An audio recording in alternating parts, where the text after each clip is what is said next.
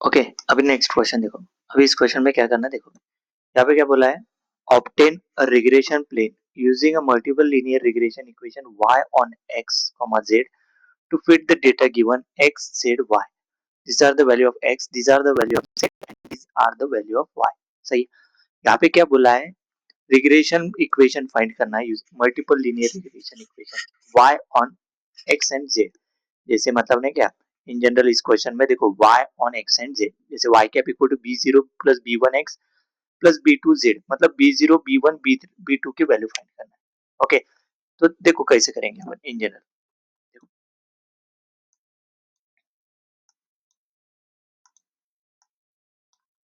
देखो ये एग्जांपल है। एग्जांपल फिर से एक बार नोट कर लो, ठीक है। This problem involves finding the coefficient b, that is b0 b1 b2 transpose, है ना। ट्रांसपोज लिया तो मतलब ये कैसे हो जाएगा, column matrix, that b equal to this is b0 b1 b1 and b2। सही है, इस तरीके का। So for a multiple linear regression model y cap, और y लिया तो भी चलेगा, y cap equal to b0 plus b1x plus b2z। सही है। Solution replies on the normal equation in matrix form b equal to x transpose x inverse और x transpose y। Okay, तो देखो the data setup for preliminary calculation, जैसे x transpose x और x transpose y और x transpose x inverse for solution of normal equation in matrix form. कुछ कुछ इसमें अलग तरीके से रहते हैं, इसको समेशन लेगा कि इसमें इस तरीके से लिया, तो बी याद रखो x transpose x inverse equal to x transpose y। Okay, जैसे नॉर्मल इक्वेशन अगर फाइंड करना है, ये थोड़ा अलग टेक्निक है। कुछ एग्जांपल में अपन ने इसको समेशन लगा के सॉल्व किया। अभी ये मेथड देखेंगे, b इक्वल टू क्या, x transpose x inverse x transpose y। क्या देखो, ओके,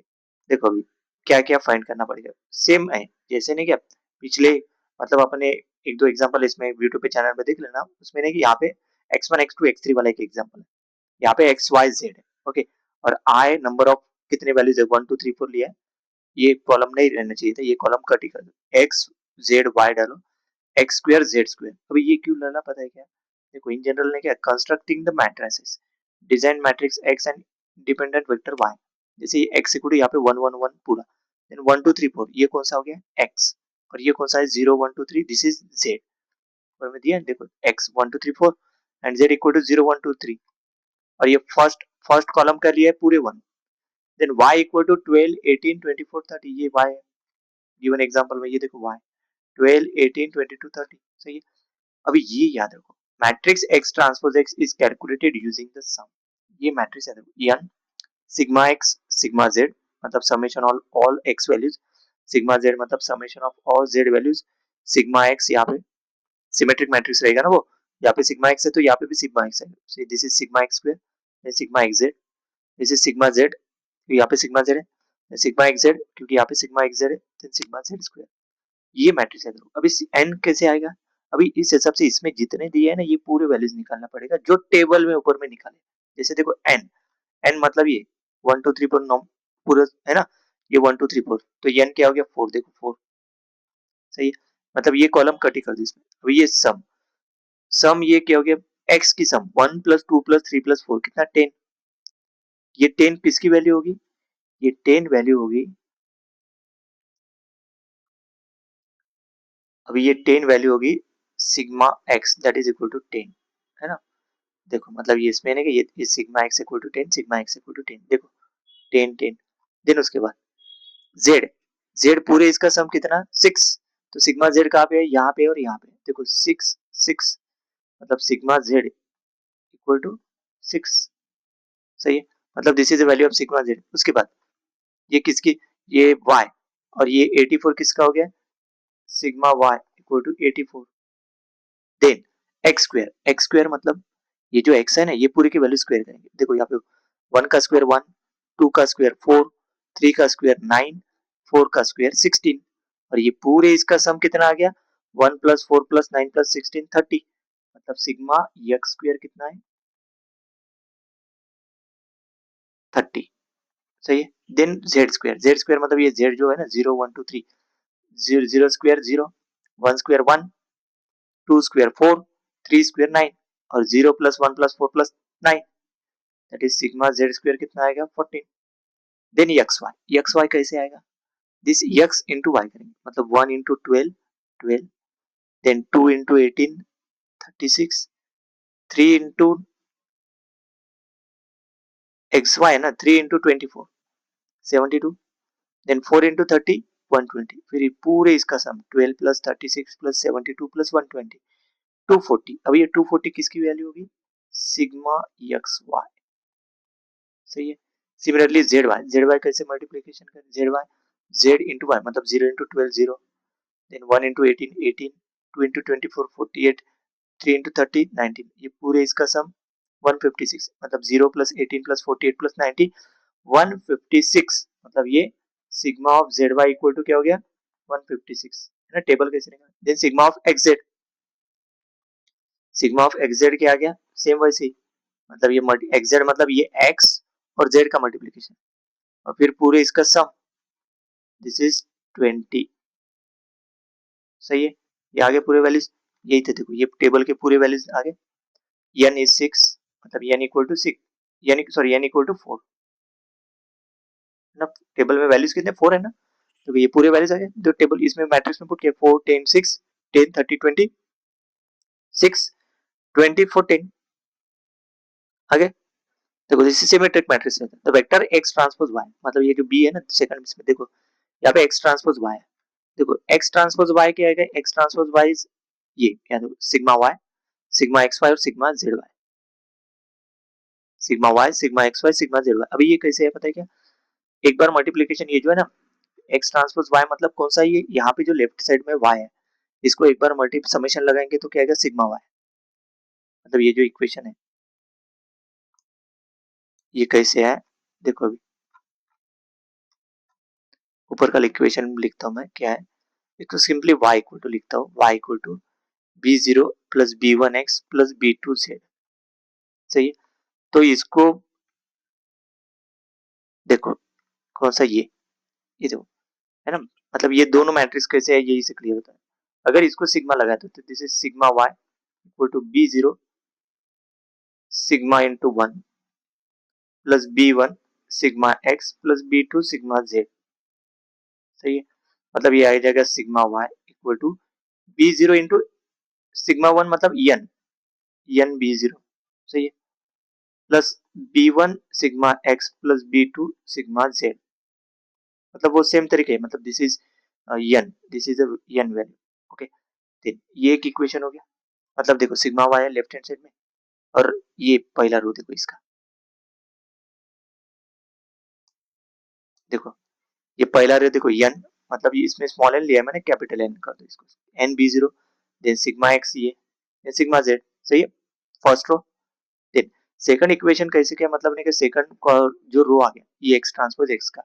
ये कैसे आया, इसको नहीं क्या मल्टीप्लाइंग बाय, देखो यहाँ पे x है यहाँ पे z है ना, y तो कॉमन ही है ना, तो इसको मल्टीप्लाइंग बाय करेंगे x, तो x y आ जाएगा, तो b0 x plus b1 x square plus b2 xz, sigma लगाओ तो sigma of X Y equal to b0 sigma of x plus b1 sigma x square plus b2 sigma xz, देखो ये sigma X Y यहाँ पे आ गया, sigma X Y X transpose Y में, जो लेफ्ट हैंड साइड है वो एक्स ट्रांसपोज वाई, और राइट हैंड साइड जो है एक्स ट्रांसपोज एक्स, मतलब देखो sigma x square sigma x Z, देखो रो देखो sigma x square sigma x Z, सही है, मतलब ये सेकंड इक्वेशन से आ गई। Then third sigma Z Y है यहाँ पे, तो ये जो इक्वेशन है इसको मल्टीप्लाई किससे करेंगे अपन, जेड से, मतलब Z Y equal to B zero Z plus B one x Z plus B two Z square, sigma लगाओ, sigma of Z Y equal to B zero sigma Z plus B one sigma x Z plus B to sigma Z square, देखो यहाँ पे, देखो ये left hand side देखो यहाँ पे sigma Z Y, और यहाँ पे क्या है sigma x Z sigma Z square, मतलब sigma z sigma x z और सिग्मा जेड स्क्वायर, कैसे है क्लियर है। इस तरीके से भी कर सकते हो नॉर्मल इक्वेशन निकालने के लिए, मतलब ये नॉर्मल इक्वेशन फॉर्म के, देखो यहाँ पे देखिए ये कंस्ट्रक्टिंग मैट्रिसेस, मतलब ये जो है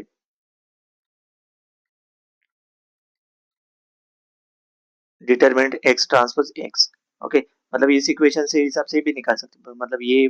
X transpose Y sigma Y की वैल्यू 84 सिग्मा एक्स वाई की value 240, sigma Z Y equal to 156 आगे पूरे सही है। ये एक टेबल के हिसाब से लिखा है यहाँ पे 84 240 156 ये वैल्यू ऊपर दिए ना अपन लिखे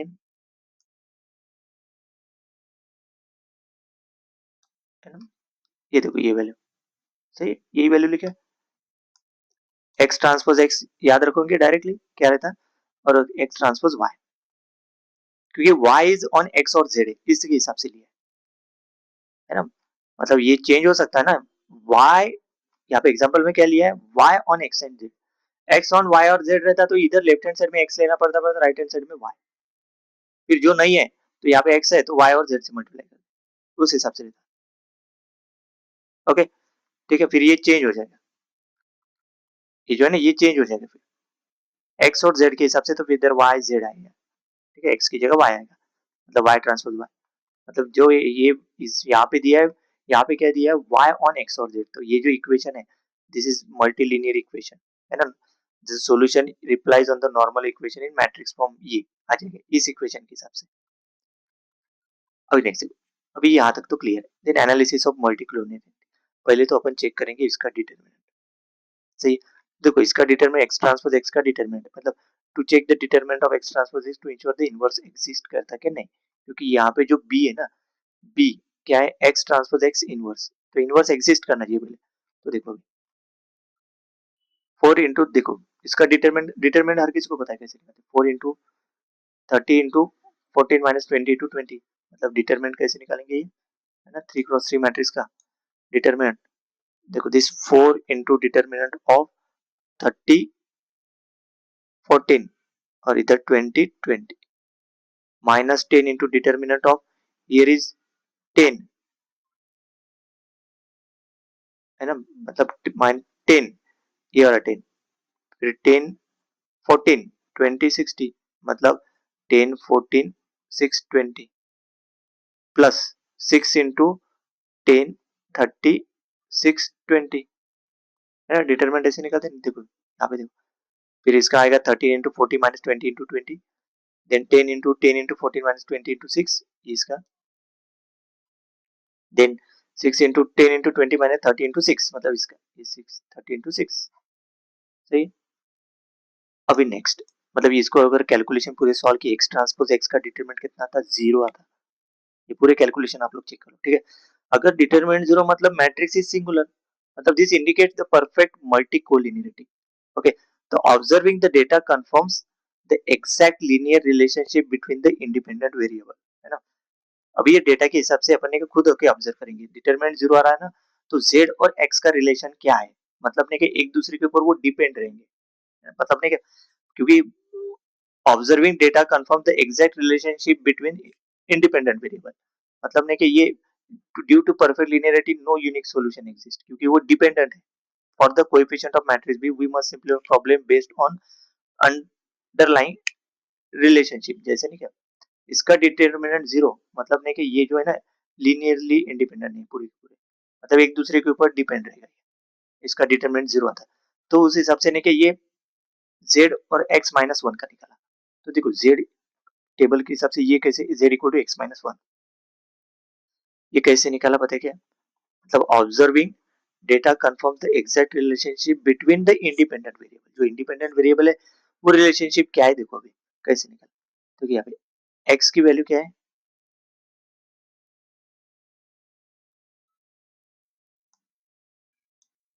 देखो क्या निकाला है वो Z equal to X minus one है ना एक्स की वैल्यू क्या है एक्स है वन एक्स इक्वल टू और जेड 1 2 3 4 सही है और ये क्या है 0 1 2 3 तो देखो z equal to X minus one लिख सकते हैं ना क्योंकि x अगर वन पुट किया तो ये z की वैल्यू होती ना देन x अगर टू पुट किया तो 2 - 1 1 आता है x अगर 3 पुट किया तो 3 - 1 2 आता है एंड 4 पुट किया तो 4 - 1 3 सही है रिलेशनशिप कैसे आ गया वो ये टेबल के हिसाब से ओके तो z इक्वल टू क्या आ गया यहाँ पे x minus one due to perfect multicollinearity no unique solution exist for the coefficient vector b no unique solution so we must simplify the problem based on the underlying relationship मतलब z equal to x minus y तो ये z equal to X minus Y किस में put करेंगे पता है क्या? ये जो इक्वेशन है, अगर डिटरमिनेंट जीरो आता है, अगर डिटरमिनेंट नॉन जीरो आता है तो डायरेक्टली उसी के हिसाब से मतलब नहीं कि डिटरमिनेंट इनवर्स एग्जिस्ट करके इसमें पुट करके सॉल्व कर सकते हैं। बट डिटरमिनेंट जीरो आता है तो क्या करो पता है कि ये जो z है, z की जगह क्या पुट करो एक्स माइनस वन, जैसे इस क्वेश्चन में तो z इक्वल टू क्या है एक्स माइनस वन। सो solving bye simple linear equation है ना, we substitute the relationship z equal to x minus 1 into the multiple linear regression equation। तो देखो y cap equal to B zero plus B one X plus B two Z ये दिया है, z की जगह x minus one, तो y cap क्या आ गया B zero plus minus B two plus B one plus B two X, सही है। The system simplifies to unique simple linear regression, this is linear regression simple, मतलब equation of straight line जो रहता है ना, स्ट्रेट लाइन का जैसे equation है, सही है। तो defined by y cap equal to इसको b zero minus B two को लेंगे b zero capital b zero और b one plus B two लेंगे बी वन एक्स। अभी ये बी जीरो और capital b zero capital b one find करेंगे। तो देखो finding b zero and b one using the standard simpler linear regression formula calculate the slope B one. तो b one का slope कैसे निकालेंगे देखो अभी N into sigma X Y minus sigma X into sigma Y upon N sigma x square minus sigma X का whole square, ये formula याद रखो है ना, ये फॉर्मूला याद रखो स्ट्रेट लाइन में है ना, calculate the slope B one निकालने में, सही है। बी वन का फॉर्मूला ये याद रखेंगे N sigma X Y minus sigma X into sigma Y upon N sigma x square minus sigma X का होल स्क्वायर, सही है। तो ये जो वैल्यू निकाले अपन ये sigma X sigma x square और सिग्मा एक्स का होल स्क्वायर, जब इक्वेशन इस फॉर्म में रहे, इस फॉर्म में इक्वेशन किस फॉर्म में है ये,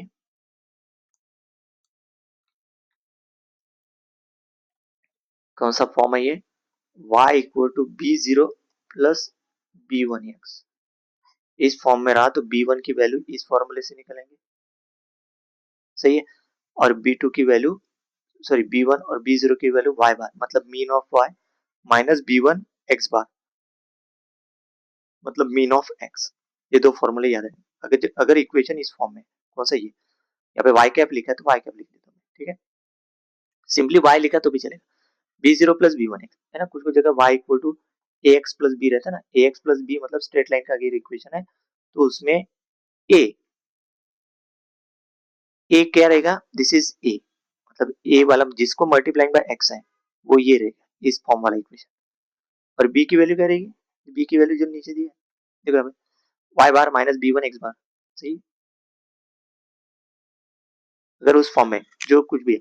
ये फॉर्मुलेशन याद हो N sigma X Y minus sigma X sigma Y N sigma x square और सिग्मा एक्स का होल स्क्वायर एक्स और वाई के फॉर्म में रहेगा वो क्योंकि यहाँ पे वाई और एक्स ही है ना, सही है। So this is b one, सही है। मतलब ये इसमें पुट करो 4 into two forty minus ten into eighty four upon ये वैल्यू sigma x square thirty minus ten whole square, तो b one equal to nine sixty minus eight forty 120 minus hundred 120 by 26। Then calculate the intercept b zero, क्योंकि intercept b zero कैसे find करेंगे, ये formula वो finding mean x बार करेंगे पहले और Y bar mean why बार। तो एक्स बार मतलब मीन कैसे निकालेंगे, ये जो टेबल है ये पूरे इसका एक्स का सम कितना आ गया 10 और टोटल नंबर ऑफ वैल्यूज कितने हैं एक्स में 4, सो 10 बाय 4 आएगा। फिर y का मीन कैसे निकलेगा, टोटल नंबर ऑफ कितना है y 84 और टोटल नंबर ऑफ वैल्यू कितने हैं 4, 84 बाय 4 वही देखो वही किया। देखो देखो x बार मतलब mean of x 2.5 10 by 4, y bar मतलब मीन ऑफ y 84 बाय 4 21। अभी ये b0 equal to y bar minus b1 x bar equal to 21 minus 6 into 2.5, 2.5 21 minus 15 equal to 6, तो b0 की वैल्यू कितनी आएगी 6। The underlying unique relationship b0 और b1 की value किस में पुट करेंगे, ये जो फॉर्मूला है y cap equal to b0 और b1 इसमें पुट करो, देखो y कैप इक्वल टू क्या है 6 प्लस 6x, सही है। अभी ये हो गया कैपिटल b0 b1, अभी स्मॉल जीरो b0 b1 निकालना पड़ेगा ना, b0 b1 b2 निकालना पड़ेगा ना स्मॉल, अभी देखो defining the regression plane defining b0 b1 b2 we must choose coefficient such that b0 equal to 6 b1 equal to 6। तो b स्मॉल कैपिटल b0 क्या है b0 minus b2 equal to 6 and b1 plus b2 equal to 6। अभी ये दोनों equation देखो, ये दोनों equation में B0 और B1 की वैल्यू B2 के ऊपर डिपेंड है। इन दोनों को साइमल्टेनियसली सॉल्व कर सकते क्या? नहीं कर सकते, क्योंकि ये एक इसमें B0 B2 है, दूसरे इसमें B1 B2,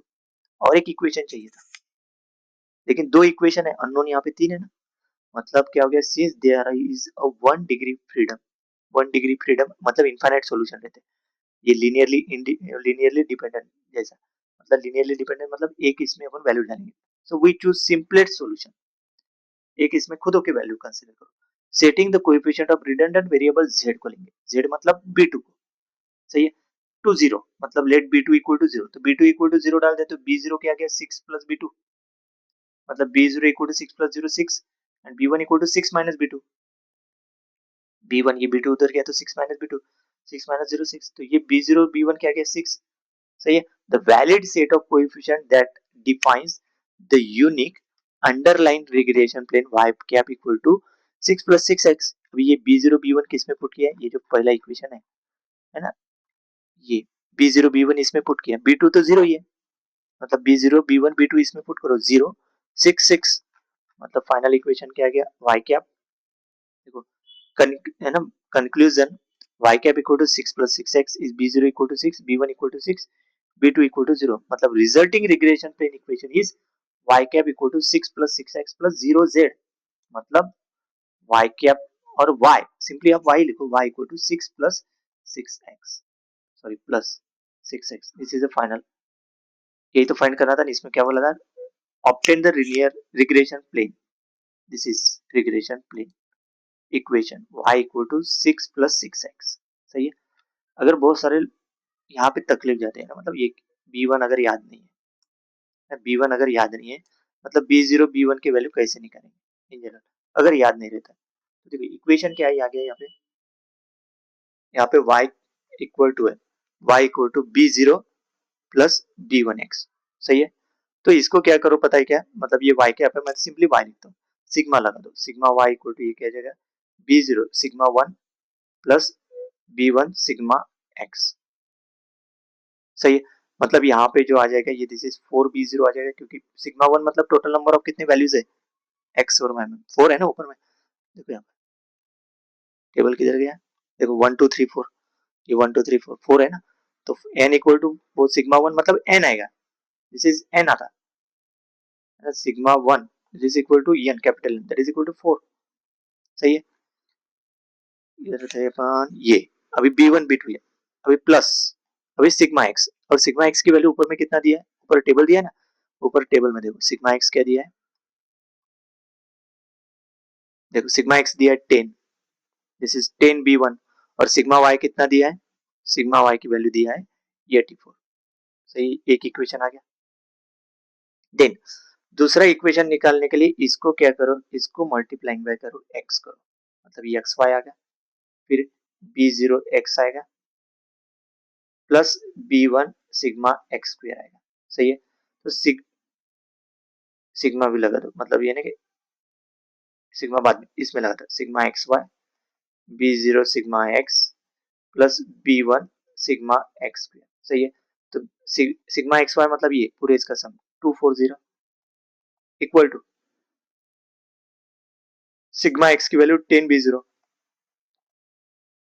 प्लस, और सिग्मा एक्स स्क्वायर मतलब यहाँ पे देखो x square sigma x 30b1, अभी ये एक इक्वेशन है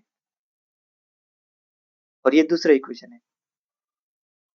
इन दोनों को साइमल्टेनियसली सॉल्व करो, जैसे इसमें डायरेक्ट मतलब फॉर्मूला याद नहीं रहा तो उसको देखो, यहाँ इसको नहीं साइमल्टेनियसली अगर सॉल्व किया तो देखो b0 b1 कितना है? 6 6 आया ना, दोनों वैल्यू कितने आए? देखो 6 6, अगर इसको साइमल्टेनियसली सॉल्व किया दोनों इक्वेशन को सॉल्व करने के लिए इसको नहीं पहले डिवाइड बाय 10 कर दो, तो ये डिवाइड बाय 10 कर दिया इसको, तो ये क्या आ जाएगा 24 डिवाइड बाय 10 कर दिया, this is 24 equal to b0 plus